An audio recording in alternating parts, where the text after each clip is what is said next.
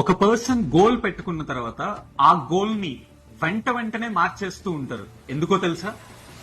ఎందుకంటే ఆ పర్సన్ ఆ గోల్ పెట్టుకున్నప్పుడు అదే గోల్ ని ఎందుకు రీచ్ అవ్వాలి అనే స్ట్రాంగ్ రీజన్ లేకపోవటం వల్ల.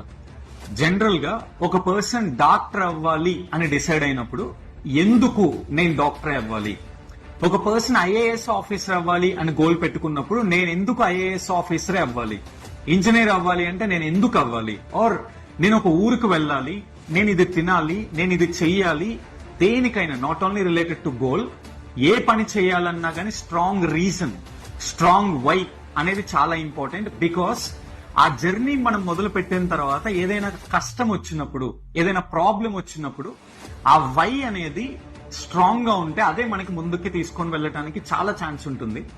సో ఒక గోల్ పెట్టుకున్నా, ఏదైనా పని మొదలు పెట్టినా గానీ స్ట్రాంగ్ వై అనేది మీరు నిర్ణయించుకోవటం చాలా ఇంపార్టెంట్.